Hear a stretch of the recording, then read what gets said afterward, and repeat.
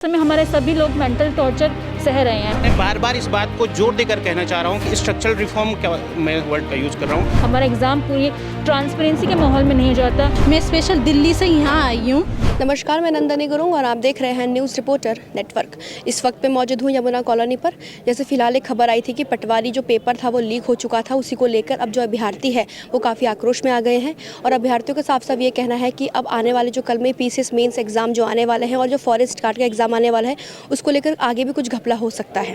तो इसी को लेकर आज वो रितु खंडूरी जो विधानसभा के अध्यक्ष है उनसे आज वो मीटिंग रखने के लिए आए हैं शांतिपूर्वक, और देखना अब ये होगा कि मीटिंग में क्या कुछ डिसीजन होता है। तो खबर में बने रहिए।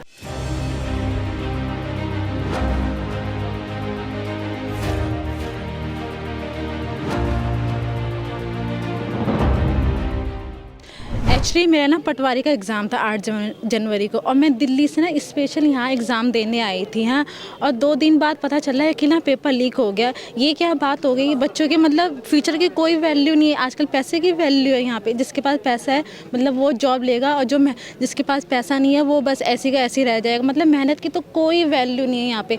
ये नेता लोग बस जब इलेक्शन होता है आप हमारी माँ हो बहन हो ये पैर वैर सब छुएंगे, हाँ तब सारा काम करेंगे, और जब इलेक्शन ख़त्म तो तू कौन मैं कौन। मतलब इनको बस वोट चाहिए और कुछ नहीं चाहिए, और हमारे फ्यूचर के साथ खेला जा रहा है। एक बार बताओ, एज भी जा रही है, टाइम भी जा रहा है। मेन तो यही है ना, आगे चल के हमें प्राइवेट जॉब भी नहीं मिलेगी तो ये हमारा घर का खर्चा ये उठाएंगे क्या? अब देखो, एक यहाँ आने जाने का एक दिन का 5,000 ख़त्म होता है, ठीक है। इतने पैसे हम कहाँ से लेके आएंगे? हम तो मिडिल क्लास फैमिली वालों में से, और ये नेता लोग देखो डर रहे हैं। हम सब जाने के तैयार हो तो डर रहे, सिर्फ 5 लोगों को बुला रहे। भाई ऐसे कैसे बात सॉल्व होगी ना? देखिए, हम मैम से मिल के आए हैं, हमने अपनी उनसे समस्याएं शेयर करी हैं। तो उन्होंने हमें ये कहा है कि कल हमारी मीटिंग है, जो हमारे आयोग के अध्यक्ष जी हैं राकेश कुमार सर हैं, जो उनसे हमारी मीटिंग की जा रही है, और जितनी भी क्वेरीज़ हमारी हैं, जितनी भी समस्याएं, जितनी प्रॉब्लम्स हैं, सब हम वहाँ आराम से अपना पक्ष रखने वाले हैं। और उनके द्वारा हम लोग चाहेंगे कि हमारी जो इंटरिम रिलीफ की मांग है कि जब तक हम पूरी ट्रांसपेरेंसी हमारे सिस्टम में नहीं आ जाती, हमारा एग्ज़ाम पूरी ट्रांसपेरेंसी के माहौल में नहीं हो जाता, कि हमारा पेपर जितने पेपर अब तक आगामी आने वाले हैं उनको स्थगित करें, और समयबद्ध तरीके से इन अ टाइम लिमिट आप इन्वेस्टिगेशन का रिजल्ट देके हमारा पेपर कंडक्ट करवाइए।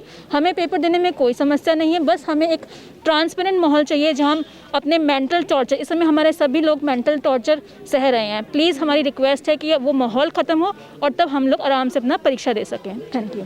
अभी जैसे आप परीक्षा देंगे, जो अभी आप कौन से एग्जाम के लिए तैयारी कर रही हैं? पीसीएस एग्जाम या फॉरेस्ट गार्ड या पटवारी का एग्जाम दे दिया आपने?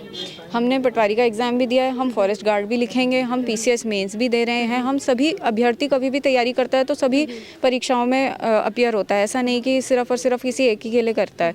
तो हम सभी परीक्षाओं से अफेक्टेड हैं, और पटवारी का लीक हुआ है उससे भी हम अफेक्टेड हैं, और आगे जो फॉरेस्ट गार्ड होगा अगर ये भी कॉम्प्रोमाइज़ है तो इससे भी हमारे हित जो है अफेक्ट हो रहे हैं। ठीक है, तो क्या लगता है कि अगर जांच होगी तो कितना चांसेस है कि वो आरोपी को पकड़ा जाएगा? अभी तो एक ही आरोपी गिरफ्तार हुआ है। 5 आरोपी गिरफ्तार हो चुके हैं, और हम बस ये चाह रहे हैं कि और आगे जांच होके जो भी अभी आरोपी आयोग के अधिकारी जो भी इसमें संलिप्त हैं और अच्छे से जांच की जाए, और सभी के सभी का नाम सामने आए जितने भी इन्वॉल्व है, क्योंकि हमें पूरा यकीन है कोई चतुर्वेदी जैसा एक ही आदमी अकेला इतना बड़ा काम नहीं कर सकता। मैम, जिस दिन हमें ये पता चला था कि पटवारी का पेपर लीक हो गया, और उसके बाद हमें ये पता चला कि उसमें लिप्त व्यक्ति जो है वो वही व्यक्ति है चतुर्वेदी जिसका हमारा सिलेबस के फ्रंट पेज पे साइन है। इसका मतलब हमारे सिलेबस को बनाने की जो कमेटी है उसमें भी वो लिप्त है।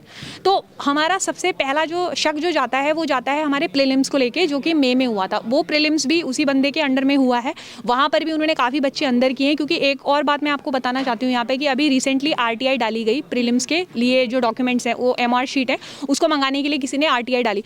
तो आप सुनकर हैरान होंगे कि जो आरटीआई हैं उनकी कॉपियाँ जला दी जा चुकी हैं ताकि किसी को कुछ पता ना चले। और जबकि ये लोक सेवा आयोग की पूरी जो नियमावली है उसमें ये व्याप्त है कि जब तक कोई भी एग्जाम पूरा नहीं कराया जा सकता है ओएमआर के साथ कोई छेड़छाड़ नहीं कर सकता। तो सबसे पहले इनका करप्शन का जो चीज़ें निकल के आती है वो इसी से निकल के आती है कि इन्होंने ये चीज़ की।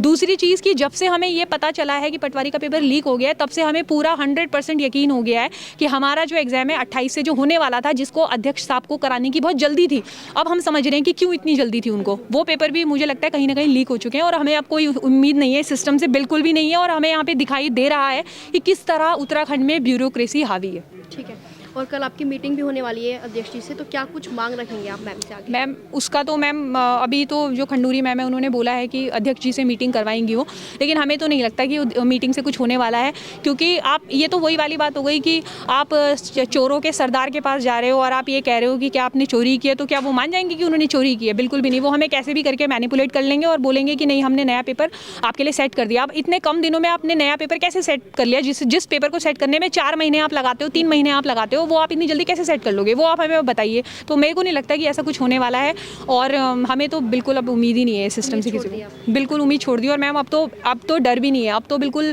अंदर से इतना ज़्यादा एग्रेशन आ रहा है ना, और इतना गुस्सा आ रहा है, लेकिन हम किसी को, क्योंकि कोई मिलना ही नहीं चाहता है, नेता लोग जो हैं वो भी मिलना नहीं चाहते हैं, तो अब हम क्या बोले? मतलब ये तो वही होगी कि हर शाख पे उल्लू बैठा है। हम यही बोलना चाहते हैं आपके माध्यम से कि जब अभी जांच स्टार्ट हुई है, आप पहले पूरी जांच कराइए, उसके बाद परीक्षा हो तब ठीक है।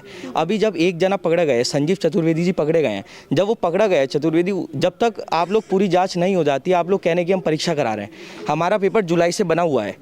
जब जुलाई से पेपर बना हुआ है तो जो पटवारी का पेपर 15 दिन पहले बना था, जब वो लीक हो सकता है कि 6 महीने से क्या गारंटी है कि हमारा पेपर लीक नहीं हुआ है? हमें पेपर देने में कोई दिक्कत नहीं, हम तो पेपर देने के लिए ही बैठे हैं, लेकिन जब तक पूरी जांच नहीं होगी हम कैसे कह दें कि हमारी सीटें नहीं बिकी हैं? और अभी हम लोग यहाँ पे मिले हैं रितु खंडूरी मैम से, वो भी ये कह रही हैं कि आप लोग राकेश कुमार जी जो अध्यक्ष हैं उनसे बात करें। उत्तराखंड के लिए कहा जाता है कि क्या बोलते हैं, ब्यूरोक्रेसी जो है वो पॉलिटिक्स पे भारी है, नेताओं पे भारी, लेकिन जो हमारे जनप्रतिनिधि हम इनको चुनते हैं, ये लोग हमें उल्टा कह रहे हैं कि आप लोग आईएएस को जाके आईएएस आपकी वो हल देगा।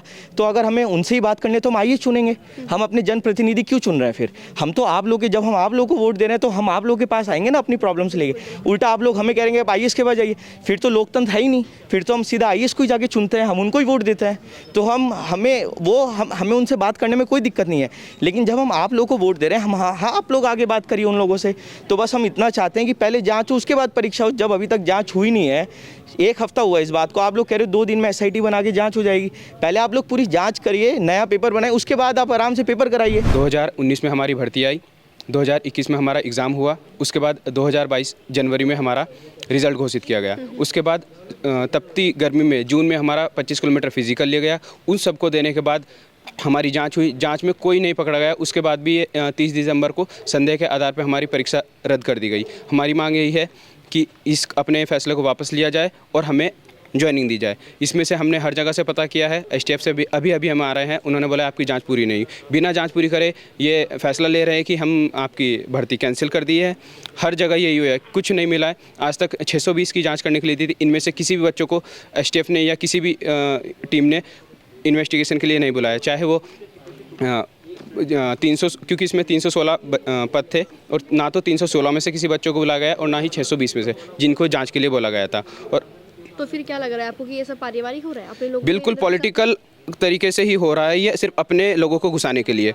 हमारा ऑनलाइन एग्ज़ाम था, जो सीसीटीवी कैमरे में पूरा एग्ज़ाम हुआ, माउस पैटर्न था, सब कुछ तरीके से हमारा बिल्कुल आसानी से सेग्रीगेट हो सकता है। यूपी में सेम कंपनी ने कराया है, सेग्रीगेट किए गए हैं और ज्वाइनिंग के लिए भेज दिए गए यूपीएसआई में, पर इनसे नहीं हो रहा है। अब ये ऑफलाइन एग्ज़ाम कराने की बात करें सिर्फ इसलिए कि अपने लोगों को घुसाया जा सके, और कोई तरीका नहीं है इनको कि कैसे भी करके सही बच्चे ना जाके इनको गलत तरीके से गलत बच्चे घुसाने हैं। आप यकीन न करें तो आप देख लीजिए, 30 दिसंबर को हमारा कैंसिल किया, 8 जनवरी को पटवारी का पेपर हुआ, उसमें भी यही हाल है और हर जगह यही होना है। तो जैसे आपने देखा कि यहाँ पे तमाम लोग तमाम शहरों से आए हैं, लोगों से जब हमने बातचीत करी तो साफ साफ उनका ये कहना था कि सरकार को लेकर वो काफ़ी आक्रोश जता रहे हैं, और पटवारी का जो एग्ज़ाम लीक हुआ है उसको लेकर वो उसमें आगे वो अभी भी बहुत घबरा रहे हैं कि आगे जो उनका एग्ज़ाम है, पीसीएस मेंस का जो एग्ज़ाम है, फॉरेस्ट गार्ड का और जो वन दरोगा का जो एग्ज़ाम हो चुका था, उसके बाद भी कुछ रिजल्ट नहीं आया है, बस इधर से उधर भगा रहे हैं।